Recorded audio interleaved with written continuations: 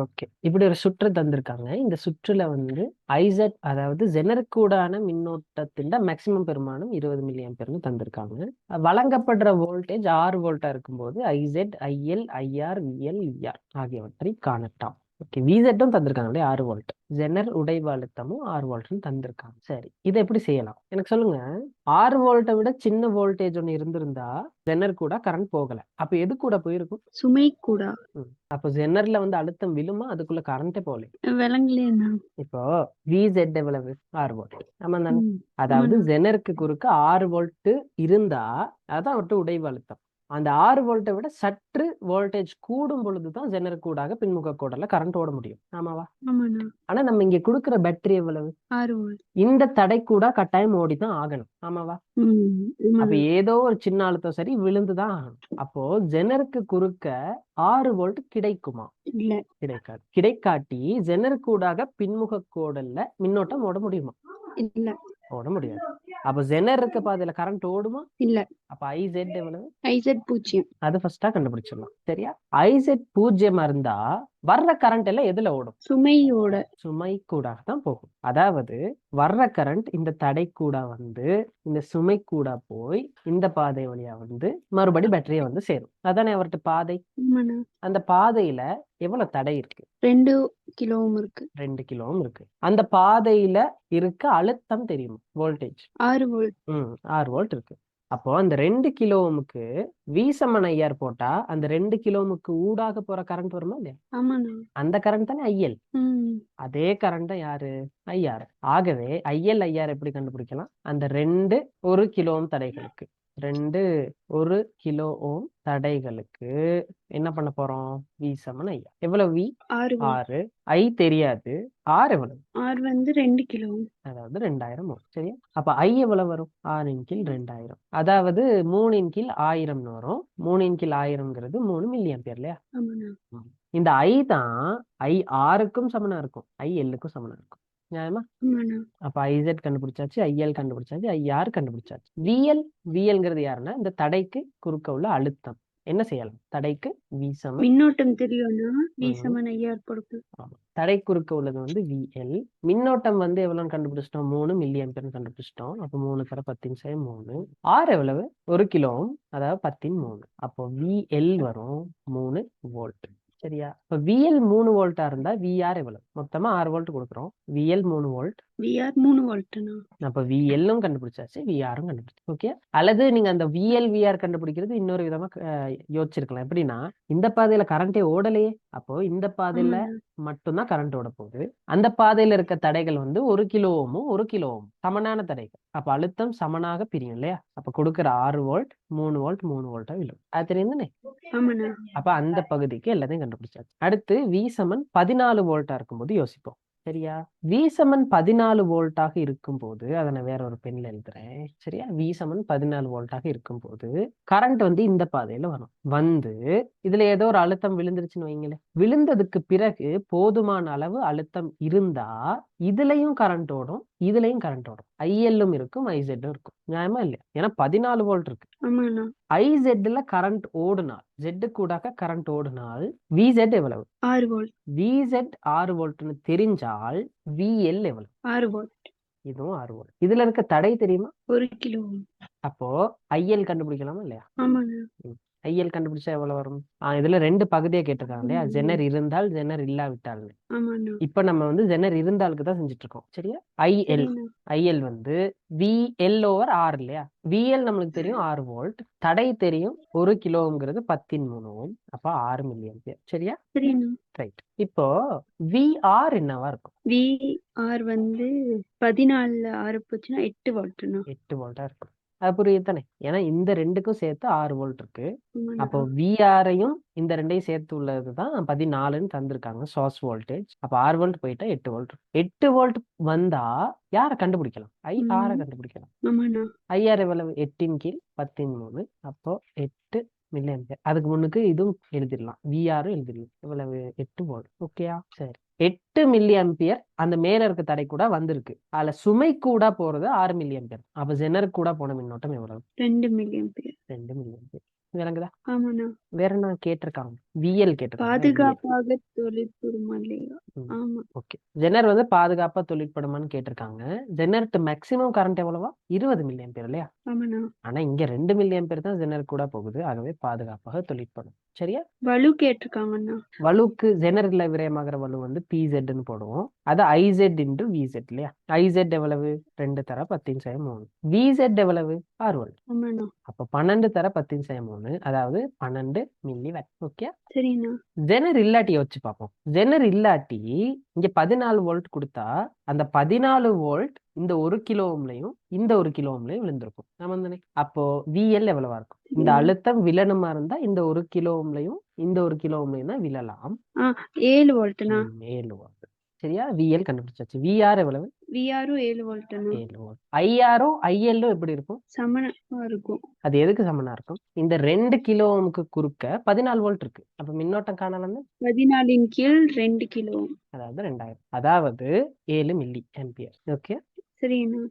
வேற என்ன கேட்டிருக்காங்க? அவ்வளவுதானே. ஜெனர் இல்லையா? அப்ப ஜெனர் மின்னோட்டம் ஒண்ணு இருக்காது. அப்ப இதுகள் தான் கேள்வி. இதுலயும் பெரும்பாலும் எலக்ட்ரிசிட்டி தான் இருக்கு. சரிண்ணா. சரி. இன்னைக்கு நம்ம புது செக்ஷன் ஒன்று பார்ப்போம். இது உண்மையிலே இருவாய்களோட சேர்ந்து வர்றதுதான். இருவாய்களின் பயன்பாடுகளுக்கு கீழே வர்ற செக்ஷன் இது. முதலாவது சீராக்கம். அப்ப தலை போட்டுக்கோங்க, இருவாய்களின் பயன்பாடுகள் போட்டு கீழே சீராக்கம் போட்டு. இதை வந்து ரெக்டிபிகேஷன் சொல்லுவோம். எழுதிட்டேண்ணா. ஓகே. சீராக்கம் படிக்கிறதுக்கு முன்னுக்கு முதல்ல ஏசி கரண்ட்னா என்ன, டிசி கரண்ட் என்னன்னு தெரிஞ்சிருக்கணும். அப்போ சின்ன ஒரு தலைப்பு போட்டுக்கோங்க, ஆடலோட்ட மின்னோட்டம். சரியா? அதான் ஏசி கரண்ட் சொல்லுவோம், ஆல்டர்னேட்டிங் கரண்ட். சரியா? சரிண்ணா. ஆடலோட்ட மின்னோட்டம்னா என்னன்னா, ஒரு மின்னோட்டம் இருக்கு, ஆனா அவர்கிட்ட திசையும் பருமனும் நேரத்தோட மாறுமா இருந்தால் அதான் ஆடலோட்ட மின்னோட்டம். சரியா? அதே நேரம் அந்த மின்னோட்டத்துக்கு ஒரு ஆவர்த்தனமும் இருக்கணும். ஆவர்த்தனமும் இருக்கணும்னா ரிப்பீட் ஆகுற மாதிரி ஒரு பேட்டர்னும் இருக்கணும். அப்படி இருக்காக்கள் தான் ஏசி கரண்ட்ஸ்ன்னு சொல்றது. உதாரணம் பார்க்கும்போது நம்மளுக்கு தெளிவா விளங்கும். அதுக்கு முன்னுக்கு எழுதிக்கோங்க.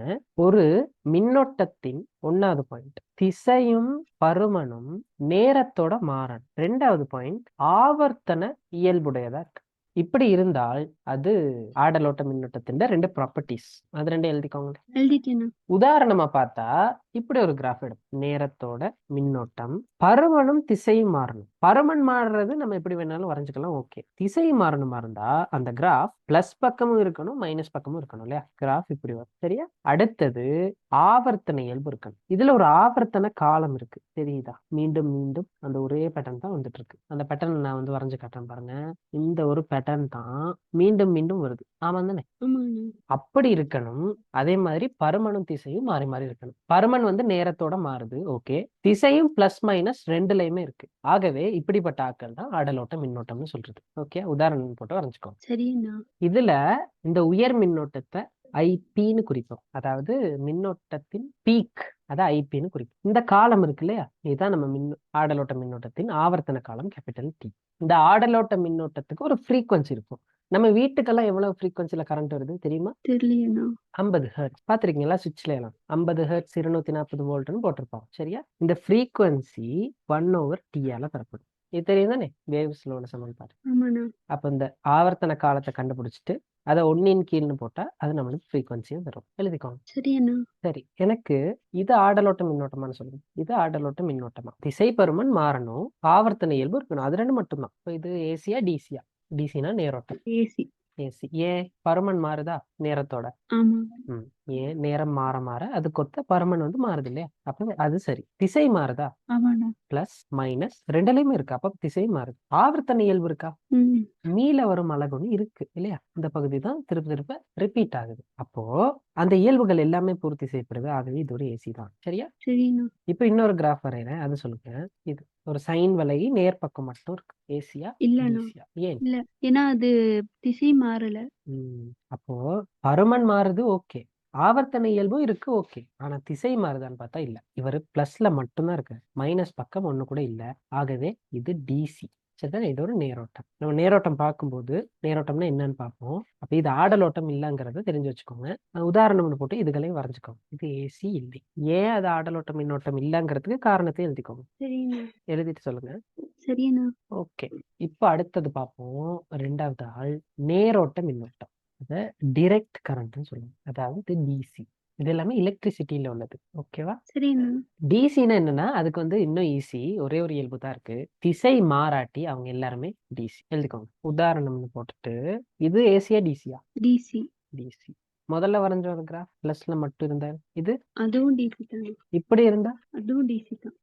நிறைய பேர் என்ன நினைப்பாங்கன்னு சொன்னா இப்படி நேரா இருந்தா அது நேரோட்டம் அப்படின்னு. ஏன்னா பேர்ல நேரோட்டம்னு இருக்குதானே, அப்ப கோடு நேரா இருக்கும் அப்படின்னு நினைச்சிட்டு இருப்பாங்க. அப்படி இல்ல. பிளஸ் பக்கம் எப்படியான ஒரு மின்னோட்டம் இருந்தாலும் அது நேரோட்ட மின்னோட்டமா தான் இருக்கும். சரி, இங்க அவங்க குறிப்பிடுற நேருங்கிறது பிளஸ் குறிக்குது. அதே மாதிரி இங்க ஆடலோட்டத்துல இப்படி இருந்தா மட்டும்தான் அது ஏசி கரண்ட்னு நினைப்பாங்க. இப்படி வளைஞ்சு வளைஞ்சு சைன் வலையா இருந்தா மட்டும்தான் ஏசி கரண்ட்னு நினைப்பாங்க. அப்படி இல்ல. கிராஃப் வந்து இப்படி இருந்தாலும் அது ஏசி கரண்ட் தான். அங்க என்ன நடக்கணும்னு சொன்னா நான் சொன்ன அந்த இயல்புகள் இருக்கணும். பருமன் திசை நேரத்தோட மாறணும். அதே மாதிரி ஆவர்த்தனை இயல்புடையதா இருக்கணும். அது ரெண்டும் இருந்தாலே ஏசி கரண்ட் தான். அப்போ ஏசி டிசி கரண்ட்ஸ் வந்து பிரித்தறியறதுக்கு தெரிஞ்சிருக்கணும். சரிதானே? சரிண்ணா. ஓகே. இப்ப நேரோட்டத்துக்கும் ஆடலோட்டத்துக்கும் வித்தியாசம் தெரியும். ஒரு ஆடலோட்ட மின்னோட்டத்தை நேரோட்ட மின்னோட்டமா மாத்துற செயற்பாட்டை தான் சீராக்கம்னு சொல்றது. அப்ப சீராக்கம்னா என்னன்னு எழுதிக்கோங்க.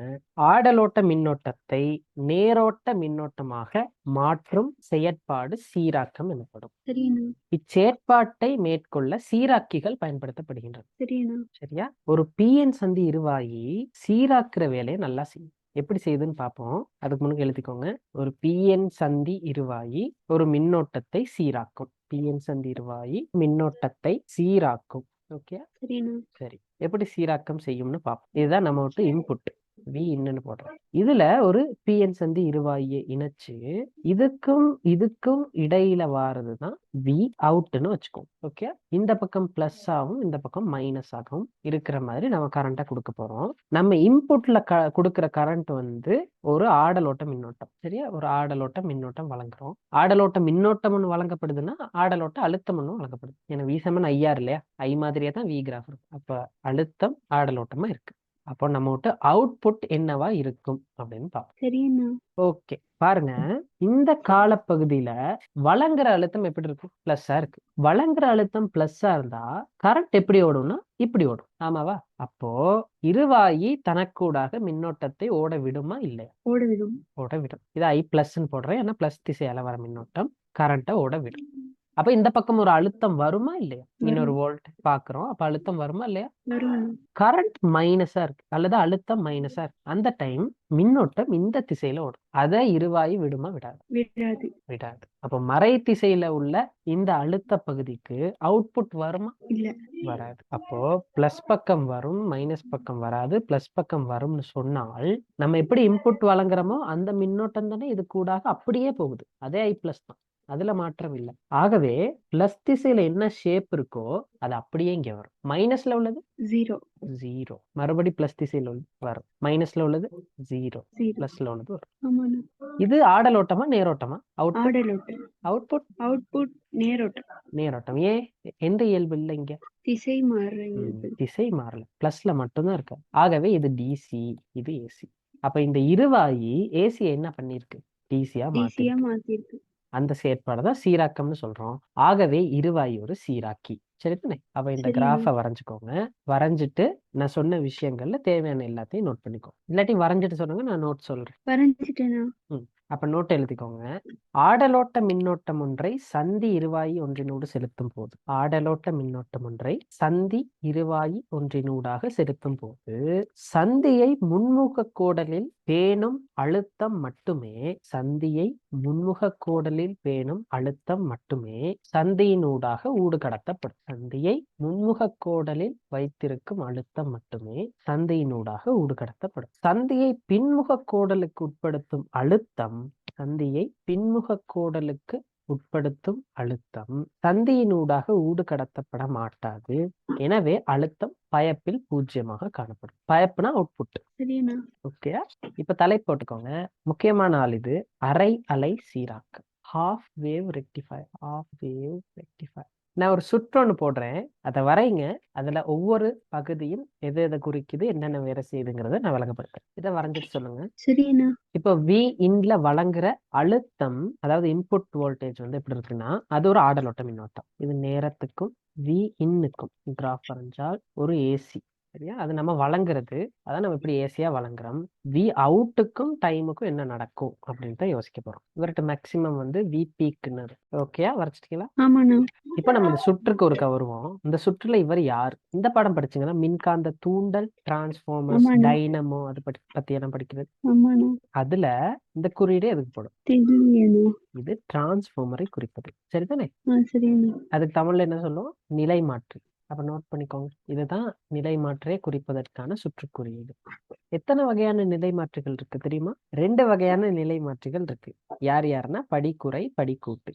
நிலைமாற்றியோட வேலை என்னது? நிலைமாற்றினா டிரான்ஸ்ஃபார்மர். நம்ம டிரான்ஸ்ஃபார்மர் வந்து ரோடுகள்ல ஓரத்துல எல்லாம் பார்த்திருப்போம். அந்த டிரான்ஸ்ஃபார்மர் என்ன செய்யும்? கரண்ட் சப்ளை பண்ணும். கரண்ட் சப்ளை பண்ணும். ஓகே, அவருக்கு வர்ற கரண்ட் ரொம்ப பெருசு. 11 கிலோ வோல்ட் அப்படிதான் வரும். நம்ம வீடுகளுக்கு எவ்வளவு வோல்ட் வேணும்? 240. அப்ப பெரிய வோல்டேஜ் இவர் சின்ன வோல்டேஜ் என்ன செய்யறாரு? குறைச்சி அதுக்கப்புறம் தான் சப்ளை பண்றாரு இல்லையா? அப்ப டிரான்ஸ்ஃபார்மர்ட்டு வேலை என்னன்னா பெரிய அழுத்தத்தை சின்ன அழுத்தமா மாத்தும். சரியா? பெரிய அழுத்தத்தை சின்ன அழுத்தமா மாத்துனா அத படிக்குறை நிலைமாற்றின்னு சொல்லுவோம். சின்ன அழுத்தத்தை பெரிய அழுத்தமா மாத்துனா அத படிக்கூட்டு நிலைமாற்றின்னு சொல்லுவோம். ரைட்டா? கரண்ட் டிரான்ஸ்ஃபார்மருக்கு வர்ற பாதைய அல்லது வர்ற சுருளை வந்து முதன்மை சுருள்னு சொல்லுவோம். ஓகே, நம்ம அவுட்புட் எடுக்கிற சுருள்ல துணை சுருள்னு சொல்லுவோம். அவுட்புட் எங்க இருக்கோ அது துணை சுருள், இன்புட் எங்க இருக்கோ அது முதன்மை சுருள். சரிதானே? அண்ணா திரும்ப கொஞ்சம் சொல்ல முடியுமா? அதாவது இப்படித்தானே, இப்போ இதுல டிரான்ஸ்ஃபார்மர்ல 2 சுருள் இருக்கும். ரைட்டா? சரிண்ணா. அந்த 2 சுருள் தான் கரண்ட்டை கூட்டுற குறைக்கிற வேலையை செய்ய போறாரு. அதுல நம்ம டிரான்ஸ்ஃபார்மருக்கு இன்புட் பண்ணுவோம் தானே கரண்ட்டை. ஆமாண்ணா. இன்புட் பண்ற சுருளை டிரான்ஸ்ஃபார்மர்ல முதன்மை சுருள்னு சொல்லுவோம். சரியா? Primary coil. அந்த இங்கிலீஷ் வேர்ட் தெரிஞ்சிருக்கணும். ஏன்னா குறியீட்டுல வந்து பிரைமரின்னு தான் யூஸ் பண்ணுவோம். அதனால பிரைமரி சுருள். டிரான்ஸ்ஃபார்மர்ல இருந்து அவுட்புட்டை எடுக்கிறோம் இல்லையா கரண்ட்டை, அந்த சுருள் துணை சுருள். அத செகண்டரி காயில்னு சொல்றது. ஓகேயா? புரியுதா? சரிண்ணா. இப்போ பிரைமரி சுருள்ல முறுக்குகள் இருக்கு தானே, அந்த முறுக்குகளின் எண்ணிக்கைய என்பின்னு சொல்லுவோம். ரைட்டா? செகண்டரி சுருள்ல முறுக்குகளின் எண்ணிக்கைய என்எஸ்ன்னு சொல்லுவோம். செகண்டரினால எஸ் போடுறோம், பிரைமரினால பி போடுறோம். முறுக்குகளின் எண்ணிக்கைங்கிறது இங்க முறுக்கி வச்சிருக்கோம் இப்படி, அந்த சுருள்களின் எண்ணிக்கை. சரிதானே? பிரைமரி சுருள்ல வழங்கப்படுற விபின்னு சொல்லுவோம். செகண்டரி சுருள்ல அவுட்புட்டா கிடைக்கிற விஎஸ்ன்னு சொல்லுவோம். ஓகே, சரிண்ணா. டிரான்ஸ்ஃபார்மர்ல என்ன நடக்கும்னு சொன்னால் விபி ஓவர் என்பிங்கிற விகிதம் விஎஸ் ஓவர் என்எஸ்ங்கிற விகிதத்துக்கு சமனா இருக்கும். சரிண்ணா. அப்ப இது வரைக்கும் நான் சொன்ன எல்லா விஷயங்களையும் தெளிவா நோட் பண்ணிக்கோங்க. எழுதிட்டீங்களா? சரிண்ணா. இன்னொரு முக்கியமான விஷயம் இருக்கு. இப்போ ஒரு டிரான்ஸ்ஃபார்மர்ல 2 வகை இருக்குன்னு சொன்னோம், படிக்குறை, படிக்கூட்டு. படிக்குறைனா பெரிய வோல்டேஜ இன்புட்டா எடுத்துக்கிட்டு சின்ன வோல்டேஜ் அவுட்புட்டா கொடுப்பாரு. படிக்கூட்டுனா சின்ன வோல்டேஜ இன்புட்டா எடுத்துக்கிட்டு பெரிய வோல்டேஜ் அவுட்புட்டா கொடுப்பாரு. சரியா? சின்ன வோல்டேஜ் எடுத்து பெரிய ஒரு வோல்டேஜ் அவுட்புட்டா கொடுக்குறாருன்னா எங்க இருந்து அவர் உருவாக்கி கொடுக்குறாரு? அவரு எப்படி காத்துல இருந்து வோல்டேஜ் எடுத்து கொடுக்குறாரு? எப்படி அதை பெருசாக்குறாரு? எப்படி முடியும்? சக்தி எப்படி நம்ம உருவாக்கி கொடுக்குறது? உருவாக்க முடியுமா சக்தியை? அதான் என்னன்னா சக்தியில மாற்றம் இருக்காது. சரியா? அழகு நேரத்திலான சக்தி தானே வலு. அப்ப ஒரு டிரான்ஸ்ஃபார்மர் திருப்பி வரைகிறேன். அந்த டிரான்ஸ்ஃபார்மர்ல இது இன்புட், இது அவுட்புட். இன்புட்ல இருக்க வலுவும் பி இன்னும் அவுட்புட்ல போற வலுவும் சமனா இருக்கும். ஓகே, வலு மாறாது. சக்தி அவர் வந்து உருவாக்கி கொடுக்க மாட்டார். எவ்வளவு சக்தி வந்துச்சோ அதை தான் கொடுப்பாரு. வோல்டேஜை தானே கூட்டி கொடுக்குறாரு. இந்த பக்கம் குறைவா வோல்டேஜ் வந்துச்சு, இந்த பக்கம் கூட வோல்டேஜ் போகுது அப்படின்னு சொன்னால் வலுக்கு என்ன சமன்பாடு? பி சமன் விஐ. அழுத்தம் கூடுனுச்சுன்னா மின்னோட்டம் என்ன நடக்கும்? குறையும். சரிதானே? அப்ப இங்க போற மின்னோட்டம் இங்க வார மின்னோட்டத்தை விட சின்னதா இருக்கும். அழுத்தம் கூடுனா மின்னோட்டம் குறைவா போகும். ஒட்டு மொத்தத்துல பெருக்கி பார்க்கும்போது இன்புட் வலுவும் அவுட்புட் வலுவும் சமனா வரும். புரியுதா? நோட் பண்ணிக்கோங்க. சக்தி அவர் உருவாக்கி கொடுக்க மாட்டார். அப்படியே தானா? ஆமா, படி குறையா இருந்தாலும் சரி, படி கூட்டா இருந்தாலும் சரி, சக்தி உருவாக்க மாட்டார். அழுத்தம் கூடவாகி போகுதா இருந்தா அங்க மின்னோட்டம் குறைவாகி போகும். அழுத்தம் குறைஞ்சு போகுதா இருந்தா மின்னோட்டம் கூடி போகும். ஓகே தானே? சொல்லுங்க. அதாவது படி குறை நிலை மாற்றியா இருந்தாலும் பரவாயில்ல, படி கூட்டு நிலை மாற்றியா இருந்தாலும் பரவாயில்ல, இன்புட்ல அழுத்தம் குறைவா வந்து அவுட்புட்ல கூடவா போகுதா இருந்தா மின்னோட்டம் இன்புட்ல கூட வந்தது குறைஞ்சு போயிருக்கும். ஆனா பெருக்கி பார்க்கும்போது அந்த விஐ பெருக்கங்கள் ரெண்டும் சமனா வரும். புரியுதா? அதாவது V in I in, V out I out. இந்த பெருக்கம் தானே வலு. இதுதான் பி இன், இதுதான் பி அவுட். ஆமாவா? இதுவும் சமனா இருக்கணும். அதாவது இந்த பெருக்கமும் சமனா இருக்கணும். அதாவது வி இன் பெருசா வந்தவர் வி அவுட்ல சின்னதாகி போறான்னு வைங்களேன், அதான் படிக்குறை நிலை மாற்றின்னு சொல்றோம். அப்போ ஐ இன் சின்னதா இருந்திருக்கும் ஆரம்பத்துல, அது பெருசாகி போயிடும். அப்பதான் பெருக்கு தொகை ரெண்டு பக்கமுமே சமனா வரும். புரியுதா? ஆமாண்ணா. அப்ப இதை வந்து தெளிவா எழுதி வச்சுக்கோங்க. டிரான்ஸ்ஃபார்மர்ல இது ஒரு முக்கியமான ஒரு பண்பு. சக்தியை சரியண்ணா. உருவாக்கி கொடுக்க மாட்டாரு, அழுத்தம் கூடுற அளவுக்கு மின்னோட்டம் குறையும். ஞாபகம் வச்சுக்கணும். சரியண்ணா. ஓகே, இப்போ நம்ம இங்க விபி விஎஸ் அப்படித்தானே போட்டிருக்கோம். வி இன்னதான் விபின்னு போட்டிருக்கோம், ஐ இன்னதான் ஐபின்னு போட்டிருக்கோம், வி அவுட் தான் விஎஸ்ன்னு போட்டிருக்கோம், ஐ அவுட் தான் ஐஎஸ்ன்னு போட்டிருக்கோம். விபியை ஒருக்க எழுவாய் மாற்றம் செஞ்சு பார்ப்போம். விபிங்கிறது விஎஸ் ஐஎஸ் ஓவர் ஐபி. நியாயமா? நம்மளுக்கு இந்த சமன்பாடு தெரியும். ஆமாண்ணா. அந்த சமன்பாட்டுல விபியை போயிட்டு பிரதியிடுங்க. பிரதியிட்டால் VS IS over IP NP சமன் விஎஸ் ஓவர் என்எஸ். இப்படி வருதா? விஎஸும் கேன்சல். அப்ப ஐஎஸ் ஓவர் என்பின்றது ஐபி ஓவர் என்எஸ்க்கு சமனம். இந்த சமன்பாடை எழுதி வச்சுக்கோ. இதுல பாருங்க, பிக்கு பின்னே வருது, வோல்ட்டுக்கு விபி ஓவர் என்பி. இங்க எஸ்க்கு எஸ்னே வருது, விஎஸ் ஓவர் என்எஸ். அது அழுத்தத்துக்கு. ஆனா மின்னோட்டத்துக்கு மாறி வரும். இங்க எஸ் இருந்தா இங்க பி, இங்க பி இருந்தா இங்க எஸ். இதுதான் அழுத்தத்துக்கும் முறுக்குகளுக்கும் மற்றும் மின்னோட்டத்துக்கும் முறுக்குகளுக்கும் இடையிலான தொடர்பு. எழுதிட்டு சொல்லுங்க. எழுதிட்டேண்ணா. ஓகே, இப்போ டிரான்ஸ்ஃபார்மர்ல முக்கியமா தெரிஞ்சிருக்க வேண்டிய விஷயங்கள் நான் உங்களுக்கு சொல்லிட்டேன். சரி, இப்போ நம்ம இப்போ உள்ள பாடத்துக்கு வருவோம். இங்க எதுக்கு டிரான்ஸ்ஃபார்மர் போட்டிருக்கோம்னு சொன்னா, ஏன் நேரடியா சோர்ஸே கொண்டாந்து இங்க போட்டிருக்கலாம். அதாவது நேரடியா இங்க பேட்டரி ஒண்ணு போடுற மாதிரி நம்ம போட்டிருக்கலாம். ஆனா இங்க ஏன் டிரான்ஸ்ஃபார்மர் போட்டிருக்கோம்னு சொன்னா, பெரும்பாலான இலத்திரனியல் உபகரணங்கள் அவருக்கு வார கரண்ட்டை குறைவாக்கிட்டு தான் யூஸ் பண்ணும். சரி, வார அழுத்தத்தை படி குறைத்து தான் யூஸ் பண்ணும். அப்ப படி குறைக்கிறதுக்கு ஒரு டிரான்ஸ்ஃபார்மர் தேவைப்படும். அப்ப அந்த டிரான்ஸ்ஃபார்மரையும் சேர்த்தே வரையும். ஓகே, வேற எந்த காரணமும் இல்லை. நம்ம மேல போட்ட மாதிரி இப்படியே போட்டிருக்கலாம் வின்னு. ஆனா அப்படி போடாம இங்க வந்து டிரான்ஸ்ஃபார்மர் போடுறதுக்கான காரணம், பெரும்பாலான எலக்ட்ரானிக் டிவைஸ் படி குறைத்து பிறகுதான் சீராகும். அது காரணம். சரிதானே? ரைட். சரிண்ணா. இப்போ நம்மகிட்ட இன்புட் வோல்டேஜ் வந்து கிராஃப் இப்படி வருது. பிளஸ் இருக்கு, மைனஸ் இருக்கு, பிளஸ் இருக்கு, மைனஸ் இருக்கு, பிளஸ் இருக்கு. இது ஏசியா டிசியா? ஏசியண்ணா. பிளஸ் பகுதியில இருக்கும்போது மின்னோட்டம் பிளஸ்ல இருந்து மைனஸுக்கு ஓடும், இப்படி ஓடும். ஓகே, அப்படி ஓடினால் வி அவுட் எப்படி இருக்கும்? பிளஸ்ஸா இருக்கும். பிளஸ்ஸா இருக்கும். என்ன ஷேப்ல இருக்கும்? அந்த பிளஸ்ல இருக்க ஷேப்ல இருக்கும்.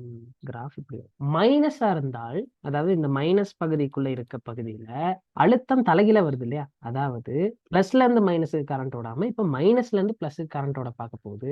அந்த டைம் அது வேற ஒரு கலர் பெண்ணால வரைகிறேன். கரண்ட் இப்படி ஓடும். அதை ஓட விடுமா? இல்லண்ணா. இருவாய் விடாது. அப்ப லோடுக்கு குறுக்க உள்ள அழுத்தம் என்ன வரும்? 0. 0. ஓகே, மறுபடி பிளஸ் பகுதிக்கு வருது. அப்ப கிராஃப் இப்படி வரும். மைனஸ்ல 0, பிளஸ்ல இப்படி வரும். ஓகே, இதுதான் அரை அலை சீராக்கம். ஒரு தனி இருவாயி அரை அலை சீராக்கத்தை செய்யும். அப்ப இந்த கிராஃபை இப்படி வரைஞ்சுக்கணும். இந்த கிராஃபிண்ட மேக்சிமம் பெருமானம் என்னவா இருக்கும்? விபி. விபியாவே தான் இருக்கும். ஏன் அந்த அழுத்தம் வந்து அப்படியே மாறாம போயிருக்கு இல்லையா? அதனால விபியாவே தான் இருக்கும். ஆமாண்ணா. இதுதானே விஷயம். ஆமாண்ணா. வரைஞ்சுக்கோங்க. சரியண்ணா.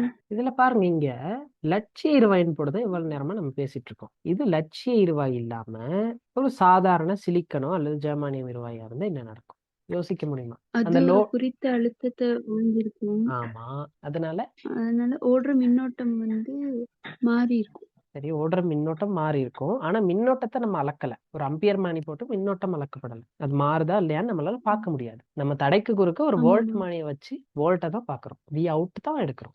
வோல்டேஜுக்கு என்ன நடக்கும் யோசிக்க முடியுமா? அழுத்தம் குறைஞ்சிருக்கோண்ணா. குறைஞ்சிருக்கும். அதாவது கிராஃப் விட்டு மேக்சிமம் பாயிண்ட் குறைஞ்சிருக்கும். நம்ம வந்து இன்னொரு விஷயமும் நடக்கும். என்னன்னு நல்லா கவனிங்க. இதுதான் நம்ம விட்டு இன்புட் வோல்டேஜ். ரைட்டா? இதுதான் இன்புட் வோல்டேஜ். இது வந்து ஒரு சாதாரண சிலிக்கன் இருவாயா இருந்தா என்ன நடக்கும் தான் பார்க்க போறோம். சுற்றுக்கு ஒருக்கா போவோம். இதுதானே நம்ம விட்டு வி இன்னு சொல்றோம். அந்த வி இன் இந்த சிலிக்கன் இருவாயின் தடுப்பழுத்தத்தை விஞ்சுற வரைக்கும் இருவாயி கரண்டோட விடாது. சரியா இல்லையா? ஆனா விளங்கலண்ணா. அப்படின்னா இந்த வி இன் இருக்காரு தானே, இந்த வி இன் சரி, இந்த வி இன் இந்த 0.7 வோல்டேஜ விஞ்சுற வரைக்கும் இருவாயி கரண்டோட விடாது. ஏத்துக்கிறீங்களா? ஏன்? இது வந்து லட்சிய இருவாயி இல்ல, அதுக்கு ஒரு தடுப்பழுத்தம் இருக்கும்.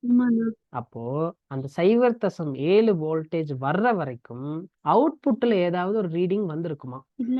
வந்திருக்காது. அப்ப இது 0.7, அதாவது பேரியர் பொட்டன்ஷியல். அதுக்கப்புறம் தான் கரண்டே ஓட போகுது இல்லையா? கரண்ட் ஓடும், அதே ஷேப்புக்கு வரும்.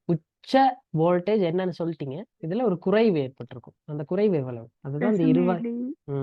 அந்த குறைவு தான் 0.7. அப்ப இங்க இருக்க பெருமானம் Vp மைனஸ் 0.7. ஏன்னா இருவாயிலே ஒரு அழுத்தம் விழணுமே. விழுற அழுத்தம் 0.7. சரியா நான் ஆமாண்ணா. சொல்றது? அப்ப கிராஃப் இப்படி வரும். அதுக்கப்புறம் 0.7 கிட்ட வரும்போது மறுபடி 0 ஆயிரும். இப்படி வரும். ரிவர்ஸ்ல போகுது, கரண்டே ஓடாது. மறுபடி பிளஸுக்கு வரும்போது இப்படி வரும். புரியுதா ஏன் இப்படி கிராஃப் வருதுன்னு? சரிண்ணா.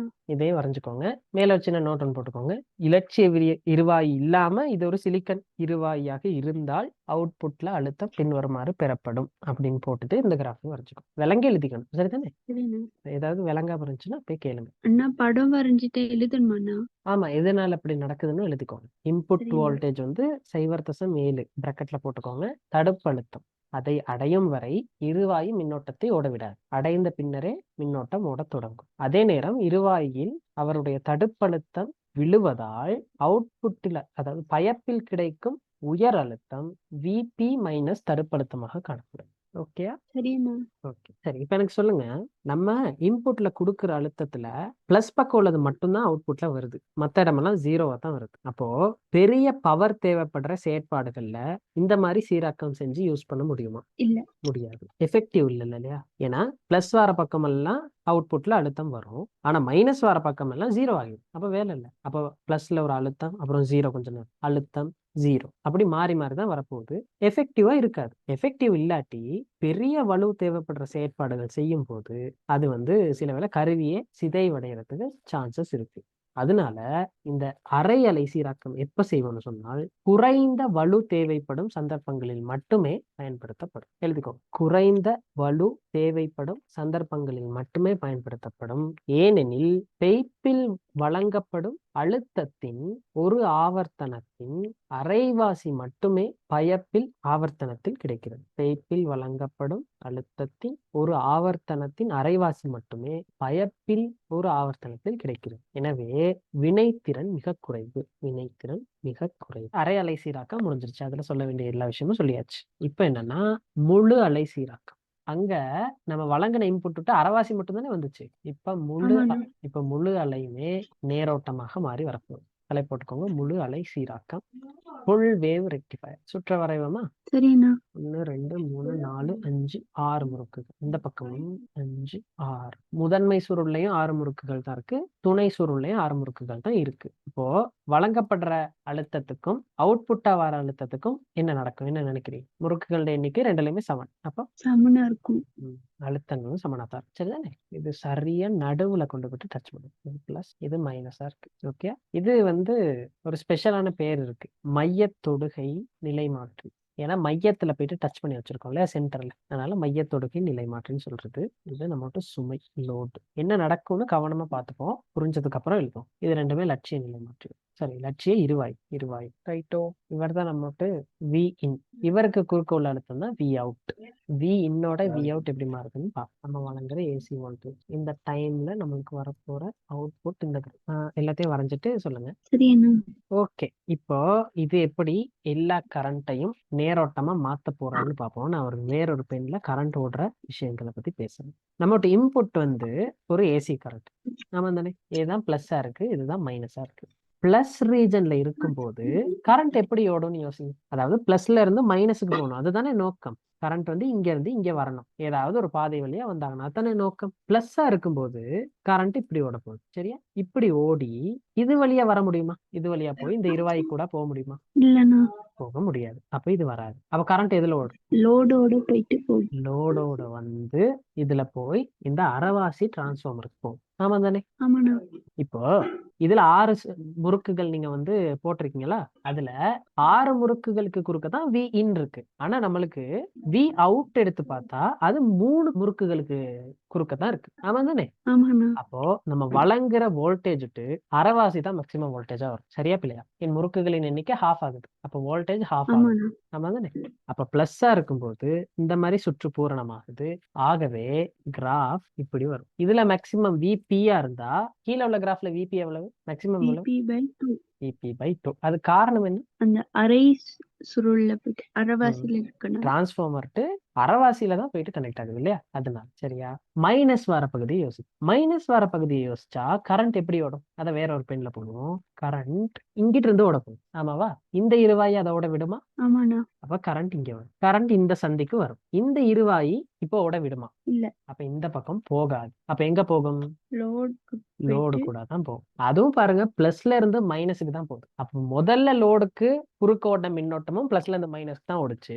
இப்போ லோடுக்கு குறுக்க ஓடுற மின்னோட்டம் பிளஸ்ல இருந்து மைனஸ் தான் ஓடுது. அப்ப முதல்ல நேரா இருந்தா இப்பயும் நேரா தான் இருக்கணும், ஆமாவா? ஆமாண்ணா. சரி, ஓடி இந்த வழியில வந்து இதுல போய் இதுல ஜம்ப் பண்ணி இந்த பக்கம் வந்து பாதி டிரான்ஸ்ஃபார்மரை வந்து சேருது. சரியா? சரிண்ணா. அப்போ இந்த ஏரியால உள்ள கிராஃப் எப்படி இருக்கும்? பிளஸ்ல தான் இருக்கும். மேக்சிமம் வந்து பாதி டிரான்ஸ்ஃபார்மர்ல சேரலதால வழங்கினதோட்ட ஹாஃப் தான் வரும். அப்ப கிராஃப் இப்படி வரும். புரியுதா?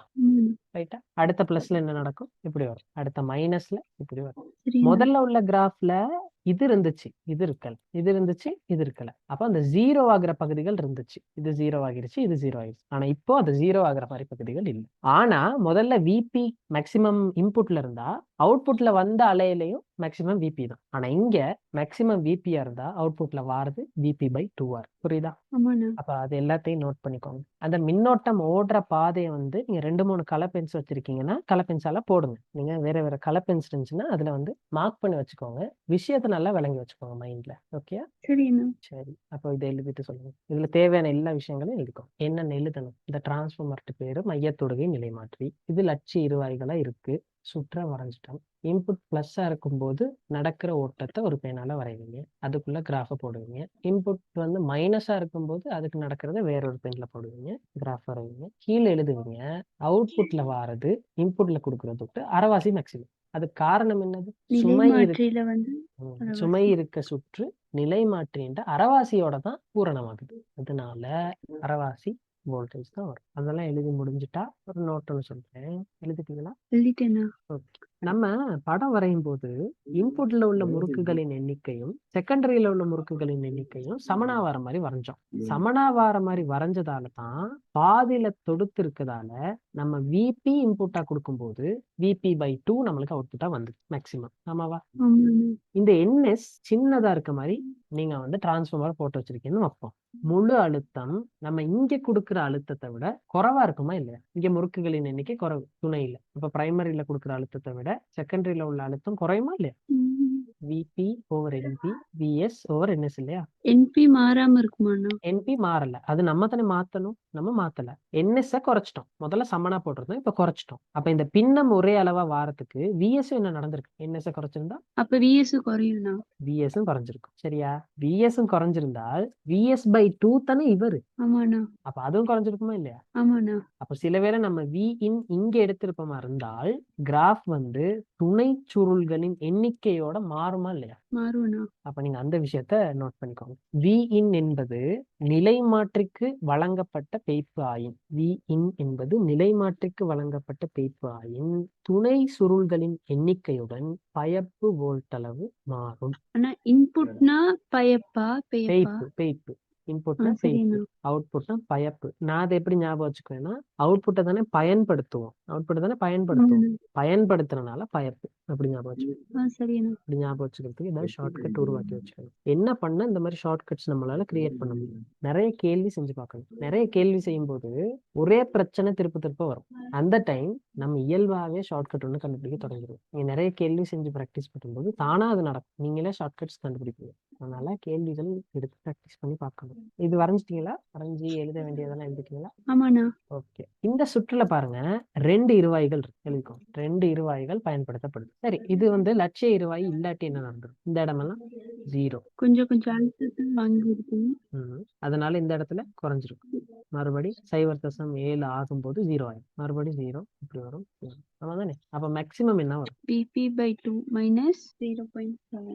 சிலிக்கன் வந்து 0.7. அப்படி இல்லாட்டி தடுப்பு அழுத்தம் பெரிய பொட்டன்ஷியல் விபின்னு. அதான் மேக்சிமமா இப்ப. ஏன்னா நீங்க எந்த திசையில கரண்ட் ஓட விட்டாலும் ஒரு இருவாய் கூட தான் மின்னோட்டம் ஓடும். பிளஸ்ஸா இருக்கும்போது இதுக்குள்ள மட்டும்தான் ஓடும். மைனஸா இருக்கும்போது இதுக்குள்ள மட்டும்தான் ஓடும். ஒரு இருவாய் கூட தான் போகும். அதனால விழுற அழுத்தமும் ஒரு இருவாய்க்கானதா தான் இருக்கும். ஓகே தானே? நீங்க அடுத்ததை பார்க்கும்போது உங்களுக்கு தெளிவா விளங்கும். சரி, அடுத்தவர் தான் முக்கியமானது. பாலச்சீராக்கி.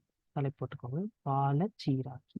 பிரிட்ஜ் ரெக்டிஃபயர்னு சொல்றது. ஓகே, சுற்ற வரைஞ்சுப்போம். சரிண்ணா. அதே மாதிரி ஒரு டிரான்ஸ்ஃபார்மர். இது வரைகிற மெத்தடை கொஞ்சம் பார்த்துக்கோங்க. நீங்க ஏதாவது எழுதிட்டு இருக்கீங்களா அதை வச்சுட்டு பார்த்துக்கோங்க. பாலச்சுற்று வரைகிறதுல தான் சிக்கல். எப்படி இருக்கும்னு சொன்னால், மேல உள்ளது ரெண்டும் ஒரே திசை, சரியா? கீழே உள்ள ரெண்டும் ஒரே திசை. மேல உள்ள ரெண்டும் பாருங்க வலஞ்சுள்ளியில இருக்கு, கீழே உள்ள ரெண்டும் பாருங்க இடஞ்சுள்ளியில இருக்கு. ஆமா தானே? ஆமாண்ணா. இப்போ இவருக்கும் இவருக்கும் இடையில தான் நம்ம அவுட்புட் எடுக்கும். இது பிளஸ், இது மைனஸ், இதுதான் நமக்கு லோட். இதுக்கு குறுக்க உள்ளதுதான் Vout. ஓகே, இது டயோட் 1, இது டயோட் 2, டயோட் 3, டயோட் 4. இங்க உள்ளதுதான் நம்ம வி இன்னும் வச்சு டிரான்ஸ்ஃபார்மர்ல இருந்து வெளியே. ஓகேவா? முதலாவது நம்ம D1, D2, D3, D4 ஆகியவை லட்சியமானது. அந்த நிலைமைக்கு என்ன நடக்கும்னு பார்ப்போம். இங்க பிளஸும் இங்க மைனஸும் போடுறது ஸ்டாண்டர்ட். அந்த பிளஸ்ல இருந்து மைனஸுக்கு கரண்ட் வரணும், அதான் நோக்கம். பிளஸ்ல இருந்து மைனஸுக்கு கரண்ட் வரணுமா இருந்தால் கரண்ட் எப்படி ஓடணும் அப்படின்னு நம்ம யோசிச்சு தான் கிராஃப் வரைய போறோம். அப்ப நம்ம இன்புட்ல கொடுக்குற கரண்ட்டை வரைஞ்சுப்போம், அதோட அவுட்புட்ல கரண்ட்டை யோசிப்போம். வரையுமா கிராஃப்? சரி, பிளஸ்ஸா இருக்க நிலைமையை யோசி. பிளஸ்ஸா இருக்க நிலைமைன்னு என்ன அர்த்தம்? இங்க பிளஸும் இங்க மைனஸும் இருக்க மாதிரி. கரண்ட் விட்டு நோக்கம் என்ன? அழுத்தம் கூடின இடத்துல இருந்து அழுத்தம் குறைஞ்ச இடத்தை போயிட்டு அடைகிறதா அவர்கிட்ட நோக்கம். சரியா? அதாவது கரண்ட் இந்த திசையில ஓடப்போம். ஓகே, இப்படி கரண்ட் ஓடி வந்து எந்த பாதையில ஓடுவார்? D1 கூட போவாரா, D4 கூட போவாரா? D1க்கு போயிட்டு D1 கூட தான் போவார். D4 பின்முக கோடல்ல இருக்கு இல்லையா? அந்த கரண்ட் D4 கூட போக முடியாது. D1 கூட போனா இந்த சந்திக்கு வருவார். இந்த சந்தில லோடு கூடாக போகலாம் அல்லது D2 ஊடாக போகலாம். எதுக்குள்ள போகும்? லோடோட தான் போகும். ஏன்னா D2 கரண்டே வராதுன்னு நிப்பாரு, தடுப்பார், பின்முக கோடல்ல இருக்கு. அப்ப அந்த வழியில போகாது, லோடுக்கு வழியால போய் இப்படி வந்து லோட கடந்து போய் இங்க வருவார். இந்த சந்தில 2 பாதை இருக்கு. எந்த வழியில போவார்? D3. ஏன் D3? ஏன் D4லையும் போகலாம் தானே? D4 போக்குள்ள திரும்பியும் D1 கூட தான் போகணும். ஆமா, அதனால D3 கூட தான் போகணும். சரி, D1 குள்ள திரும்பியும் போறதால என்ன பிரச்சனை? எதனால கட்டாயம் D3 கூடவே போகும்? ஏன்னா அது திரும்ப லூப் ஆகிட்டே இருக்கணும். லூப் ஆக கூடாதா? நோக்கம் வந்து பிளஸ்ல இருந்து மைனஸ் போறது. அதேதான், பிளஸ்ல இருந்து மைனஸுக்கு தான் போகணும். அப்ப மைனஸ் போறதுக்கு அவர் மேல உள்ள பாதையில போய் பிரயோசனம் இல்லை, கீழே உள்ள பாதையில தான் போவார். ஓகே, கீழே உள்ளதுல வந்து D2 கூட போவாரா இல்ல மைனஸுக்கு போவாரா? இந்த சந்தில மைனஸ்க்கு. ஓகே, அப்போ பிளஸ்ல இருந்து தொடங்கினவர் லோடு கூட போய் மைனஸுக்கு வந்துட்டார். எங்கேயாவது அழுத்தம் விழுந்துச்சா? இருவாய்கள் வந்து லட்சியமானது. அப்ப அழுத்தம் எங்கேயாவது விழுந்திருக்குமா? இல்லைன்னா இல்ல. அப்போ கிராஃப் அதே மாதிரி பிளஸ்ல வருமா இல்லையா? மேக்சிமம் என்னவா? VP. ரைட்டா? இப்ப மைனஸ் ஆகும்போது என்ன நடக்குதுன்னு பார்ப்போம். மைனஸ் ஆகும்போது அது ஒரு வேற கலர் பென்ல வரைவோம். இந்த பக்கமா அழுத்தம் ஓடும். சரி, கரண்ட் ஓடி வந்தா இந்த சந்திக்கு வருவார். இந்த சந்தில D3 கூட போகுமா D2 கூட போகும்? D2 கூட போகும். இந்த சந்திக்கு வருவார். இப்போ D1 கூட போய இயலுமா? இல்ல. அப்ப எது கூட போகும்? லோடு கூட. அதாவது பிளஸ்ல இருந்து மைனஸ் திசைக்கு தான் ஓடுது. முதல்லையும் பிளஸ்ல இருந்து மைனஸ்க்கு தான் ஓடுச்சு. அப்ப பிளஸ்ல இருந்து மைனஸுக்கு இப்பயும் கரண்ட் ஓடும். இப்போ இந்த வழியில கரண்ட் வந்து இந்த ஜங்ஷனுக்கு வந்துட்டேன். எதுல போகும்? D3யா D4? D4. ஏன் D4? ஏன்னா மைனஸ்ல இருந்து இப்போ பிளஸ்க்கு போகுது. மைனஸ்ல இருந்து இப்போ பிளஸ்க்கு போகுது. அதாவது கீழே உள்ள வழியில வந்து பிரயோசனம் இல்லை. அப்ப மேல உள்ள வழியில போவாரு. I இங்க இருக்கும், இது வழியா அதே I போகும், இங்க வந்து சுற்று பூரணப்படுத்தப்படும். சரி, V அவுட் பாருங்க, முதல்ல பிளஸ்ஸா மார்க் பண்ணி வைக்கும் போதும் பிளஸ்ல இருந்து மைனஸ்க்கு தான் போச்சு. மைனஸ் பக்கத்துக்கு கரண்ட் ஓடும் போது, அழுத்தம் இருக்கும் போதும் பிளஸ்ல இருந்து மைனஸ்க்கு தான் கரண்ட் ஓடுது. அப்ப V அவுட் அந்த ரெண்டு நிலைமையிலுமே பிளஸ்ல இருக்குமா? பிளஸ்ல வரும். இவர்கிட்ட மேக்சிமம் என்னவா இருக்கும்? எங்கேயாவது அழுத்தம் விழுந்திருக்குமா? இல்லைன்னா. அப்ப இவர்கிட்ட மேக்சிமம் PP. அப்போ ஒரு ஆவர்த்தனத்துக்கு வரைஞ்சாச்சு. இதே மாதிரிதான் அடுத்தடுத்த ஆவர்த்தனமும் நடக்கும். நம்ம தானே நம்ம முழு அலை சீராக்கம்னு ஒண்ணு படிச்சோம் இல்லையா? அதுல மேக்சிமம் எவ்வளவு வந்துச்சு? VP/2. இங்க எவ்வளவு? VP. அங்கேயும் முழு அலை சீராக்கம் தான் நடக்குது, இங்கேயும் முழு அலை சீராக்கம் தான் நடக்குது. ஃபுல் வேவுமே நம்மளுக்கு கிடைச்சிருச்சு. ஆனா அங்க VP/2ல தான் மேக்சிமம் வந்துச்சு, இங்க VPலயே மேக்சிமம் வருது. அப்ப எது எஃபெக்டிவான வழி? பாலச்சீராக்கி தான் எஃபெக்டிவா இருக்கும். சரிதானே? ஓகே, அப்ப அது எல்லாத்தையுமே அடுத்தடுத்து எழுதிக்கோங்க. கிராஃபே வரைஞ்சுக்கோங்க. கிராஃப் எப்படி வரைவோம்? வேற வேற கலர் பென்சில் இருந்துச்சுன்னா யூஸ் பண்ணுங்க. நல்லா விளங்கி வரைஞ்சுக்கோங்க. வரைஞ்சிட்டு கீழே பாயிண்டா எழுதிக்கோங்க. முழு அலை சீராக்கியில் மேக்சிமம் வந்து VP/2, பாலச்சீராக்கியில் மேக்சிமம் வந்து VP/2 இல்ல VP. அப்ப பாலச்சீராக்கியே முழு அலையை சீராக்குவதில் வினைத்திறன் உடையவர் ஆவார். அதனுடைய எழுதிட்டு சொல்லுங்க. சரி, என்ன எழுதிட்டேன். ஓகே, இப்போ யோசிப்போம். இது வந்து லட்சிய இருவாயு இல்லாட்டி என்ன நடக்கும்? இது வந்து கொஞ்சம் கிரிட்டிக்கலான ஒரு விஷயம். நல்லா ஞாபகம் வச்சுக்க வேண்டிய ஒரு விஷயம். ஒவ்வொரு திசையில இன்புட் வோல்டேஜ் கொடுக்கும் போதும் எத்தனை இருவாய்கள் இங்க பயன்படுத்தப்படும். பிளஸ் பக்கம் உள்ள கிராஃபுக்கு யோசிச்சா D1 சம்மந்தப்படும். அதே மாதிரி D3யும் சம்மந்தப்படும். 2 இருவாய் கூட கரண்ட் ஓடும். மைனஸ் பக்கம் உள்ள கரண்ட்டை யோசிச்சா D2 சம்மந்தப்படும். அதுக்கப்புறம் D4 சம்மந்தப்படும். 2 இருவாய். அப்போ பிளஸ் பக்கமும் சரி மைனஸ் பக்கமும் சரி 2 இருவாய்கள் சம்மந்தப்பட போகுது. ஓகே, சரிண்ணா. அப்போ சுற்றுல கரண்ட் ஓடும்போது மொத்தமா எவ்வளவு அழுத்தம் விழும்? அதாவது இருவாய்கள்ல விழுற அழுத்தம் எவ்வளவு? 1.4 வோல்ட்.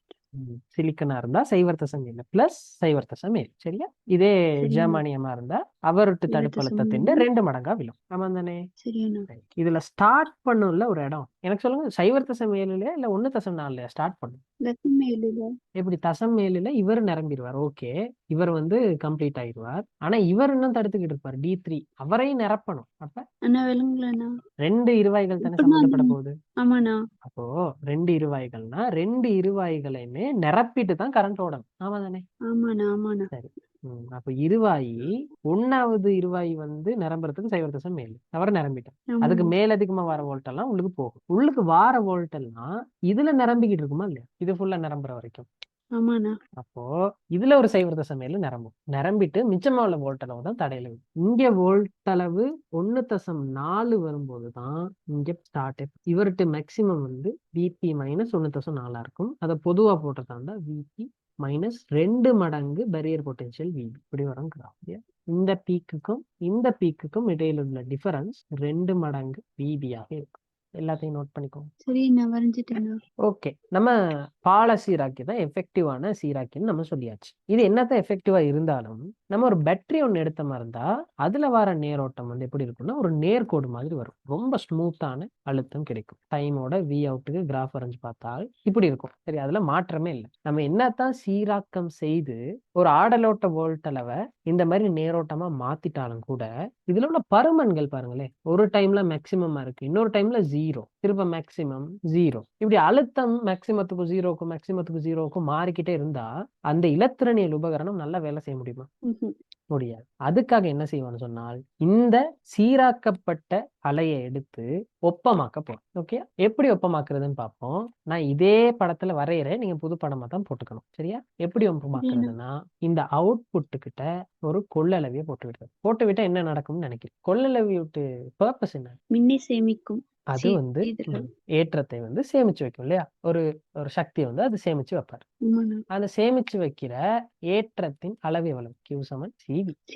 ரைட். இப்போ ஒரு அழுத்த வேறுபாட்டுக்கு இவர் உட்படுறாருன்னு வச்சுக்கோங்க. இதுல ஏற்றங்கள் என்ன செய்யும்? சேவாகும். இப்ப இந்த பாலச்சீராக்கில நல்லா பாருங்க, கரண்ட் வந்து கொஞ்சம் கொஞ்சமா கூடுது. கரண்ட் கூடுற டைம்ல கொள்ளளவிலையும் சார்ஜ் வந்து சேவாக தொடங்கி இருக்கும். இப்போ இந்த அழுத்தம் விழுது. ஆனா இங்க கொள்ளளவு இருக்குதால நம்ம இன்புட்ல கொடுக்கிற அழுத்தம் விழுந்தாலும் இங்க சேவாக இருக்க அழுத்தத்தை வச்சு இந்த லோட் கொஞ்ச நேரத்துக்கு அழுத்தம் கூடவாக மெயின்டைன் ஆகுமா இல்லையா?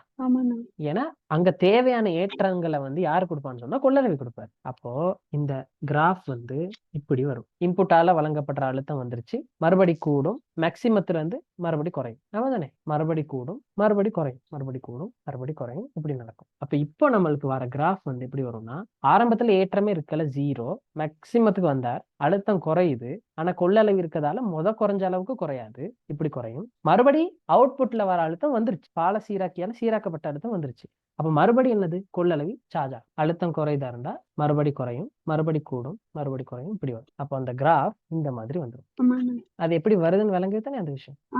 கொள்ளளவிய குறுக்கு இணைச்சு அந்த படத்தை வரைஞ்சுக்கோங்க. நான் நோட்ஸ சொல்றேன், வரைஞ்சிட்டு சொல்லுங்க. இந்த கொள்ளளவு இணைக்கிறதுக்கு என்ன ஹெட்டிங் போடணும்? ஹெட்டிங் வந்து ஒப்பமாக்குதல் போடும். ஒப்பமாக்குதல், ஸ்மூத்திங். அப்ப அந்த கொள்ளளவியை போட்டதுக்கு அப்புறம் கிராஃப பார்த்தால் இந்த மாதிரி வரும். ஓகே, அதே நேரம் 0 ஆகும்போது வரைக்கும் பார்த்துட்டு இருக்க மாட்டாரு கொள்ளளவி. அப்படின்னா நம்ம சீராக்கி எடுத்தோம் இல்லையா, அதுல 0 ஆகுற வரைக்கும் அவர் பார்த்துட்டு இருக்க மாட்டாரு.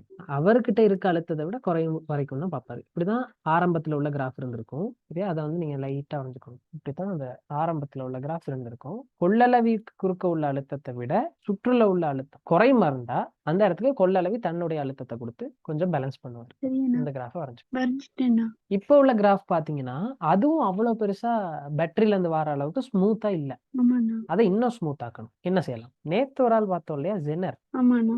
அவர் என்ன செய்வாரு? தடைக்கு குறுக்க உள்ள அழுத்தத்தை மாறாம பேணுவார் தானே. ஆமாண்ணா. அதை இங்க ஏதாவது வந்து இம்ப்ளிமெண்ட் பண்ண முடியுமா? யோசிச்சு ம். பாருங்க. பண்ண முடியுமா இருந்தா எந்த இடத்துல எப்படி ஜெனரை போடணும்? லோடுக்கு சமாந்தரமாவா தொடராவா? ஜெனர் போடுறதா இருந்தா இன்னொரு தடை ஒண்ணு மேல போடணும். அது எங்க அந்த வரணும்? கொள்ளளவி ம் இருக்க இடத்துல போடலாண்ணா. அப்படின்னா எப்படி? கொள்ளளவியை கலட்டிட்டா இல்ல கொள்ளளவியோடயா? கொள்ளளவி கழட்டிட்டு கொள்ளளவியை கலட்டிட்டால் 0 ஆகும்போது அவர் 0 தான் ஆகுவார். எப்படியும் ஜெனர் எப்படி லோடுக்கு போடுறதுன்னு சொல்லிட்டு அதுக்கப்புறம் நான் உங்களுக்கு கலட்டிட்டா என்ன நடக்கும்னு சொல்றேன். ஜெனர் எப்படி போட போறோம்னா இப்படி போட போறோம். இன்னொரு தடை. ஜெனர் எப்படி போட்டாச்சா? ரைட். இங்க பாருங்க, இவர்கிட்ட உடைவு அழுத்தம் என்னவா இருக்கணும்? இதுல வந்து இந்த அழுத்தம் வந்து V டேஷ்னு நான் எழுதியிருக்கேன். அதாவது அந்த கொள்ளளவை பேலன்ஸ் பண்ணக்கூடிய அந்த மினிமம் அழுத்தம் அது V டேஷ்னு எழுதியிருக்கேன். ஜெனர்த்த அழுத்தமும் V டேஷ்டா இருக்கு. ஏன் V டேஷ்ட விட கரண்ட் கூடுனா எது கூட கரண்ட் ஓடும்? ஜெனர் உடைவு அழுத்தத்தை தாண்டி அழுத்தத்தை கொடுக்கும். ஜெனர் உடைஞ்சிருச்சு. அப்ப ஜெனர் கூடாக தான் போகும். ஜெனர் கூடாகத்தான் போகும். அந்த நிலைமையில லோடுக்கு குறுக்க உள்ள அழுத்தம் என்னவா இருக்கும்? V dash.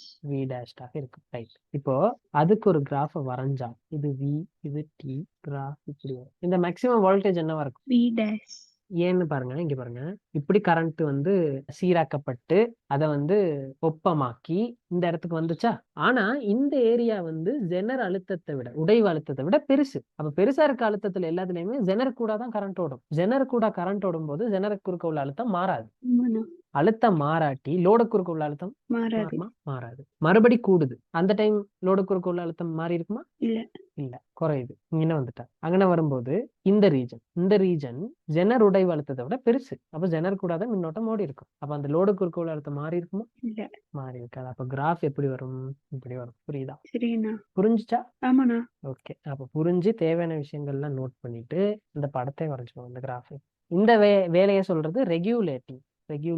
இந்த வேலையை சொல்றது ஸ்மூத்திங். எல்லா கன்செப்டும் விளங்குச்சா? ஆமாண்ணா. சில வேளை நீங்க சொல்ற மாதிரி கொள்ளளவை கலட்டிட்டு போட்டிருந்தா என்ன நடக்கும்னு பார்ப்போம். சரிண்ணா. கொள்ளளவு இல்லாத டைம் கிராஃப் எப்படி இருந்துச்சு? இது இல்லையா? கிராஃப் வந்து இப்படி இருந்துச்சு. ரைட்டா? இப்படிதானே இருந்துச்சு. நீங்க என்ன உடைவு அழுத்தத்துல இருக்க ஜெனரை போட போறீங்க. நீங்க அண்ணளவா இப்படி ஒரு பெருமானத்தை தான் உடைவு அழுத்தம் உடைய ஜெனரனை போடுறீங்கன்னு வச்சுக்கோங்களேன். அது V நோட்னு சொல்றேன். ஓகே. என்ன நடக்கும்னு நல்லா பாருங்க. அவுட்புட்ல வர வோல்ட் அளவு தான் இது. ஜெனர் வந்து இந்த டைம்ல எல்லாம் கூடி இருக்கும். அது குறுக்க உள்ள அழுத்தம் கூடி இருக்கும். ஆனா அது கூட கரண்ட் ஒன்றும் ஓடி இருக்காது. இந்த ஏரியா வரும்போது ஒட்டு மொத்தமா ஜெனருக்கு உள்ள தான் கரண்ட் ஓடி இருக்கும். இந்த ஏரியாக்குள்ள. அந்த டைம்ல ஜெனருக்கு குறுக்க உள்ள அழுத்தமே மாறி இருக்காது. ஓகே. ஆனா ஜெனரை விட அழுத்தம் குறையும் போது, ஜெனரட்டு உடைவு அழுத்தத்தை விட அழுத்தம் குறையும் போது ஜெனருக்கு உள்ள குறுக்க உள்ள அழுத்தமும் குறைஞ்சிருக்குமா இல்லையா? கூடுனா தான் அதுக்குள்ள ஓடலாம். குறைஞ்சா அவரும் குறைவார்.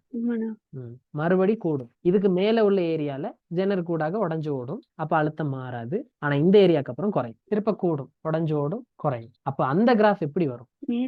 இப்படிதான் வரும். மேல வந்து வெட்டுப்பட்ட மாதிரி வரும் இல்லையா? புரியுதா? இதையும் போட்டுக்கோங்க. கொள்ளளவிய ரீப்ளேஸ் பண்ண பிரதி வைத்தால், ஜெனரல் பிரதி வைத்தால் என்ன நடக்கும் அதையும் பார்த்துக்கோங்க, வரைஞ்சுக்கோங்க. அடுத்து இன்னொரு முக்கியமான ஒரே ஒரு விஷயம் இருக்கு. அதை மட்டும் சொல்லிடுறேன். அது சின்ன ஒரு படம். என்னன்னா, இப்போ நம்ம பாலச்சுற்று இருக்கு இல்லையா? அந்த பாலச்சுற்றை இன்னொரு விதமாவும் வரையலாம். எப்படின்னா, இப்ப பாருங்க, இதுக்கும் தானே குறுக்க ஒரு கொள்ளளவை தொடுத்து வச்சிருந்தீங்க. இது ABCDன்னு பேர் போடுறேன். இந்த கொள்ளளவு எதுக்கும் இடையில இருக்கு? டிக்கும் இடையில தானே இருக்கு. புரியுதா? இது அப்ப இதுக்கு சர்வசமனான சுற்று எப்படி வரையலாம்னு சொன்னால், மறுபடியும் ஒரு வரைவோம். டிக்கும் இடையில தொடுத்த கொள்ளளவு. இது B, இது D. இப்படி போடலாமா இல்லையா? இப்பயும் Bக்கும் Dக்கும் இடையில தான் இருக்கு. ரெண்டுமே சர்வசமனான சுற்றுக்கு. அதை வரைஞ்சுக்கணும். அவ்வளவுதான். இதோட சீராக்க முடியுது. நீங்க வந்து திருப்பொருக்கா பாருங்க. நான் வந்து இதுவரைக்கும் படிச்ச விஷயங்கள்ல இருந்து இன்னைக்கு ஒரு கேள்வி பேப்பர் ஒன்று போடுறேன். அதை வந்து ட்ரை பண்ணி பாருங்க. அந்த கேள்வி பேப்பருக்கான டிஸ்கஷனை நான் வீடியோவா போடுறேன்.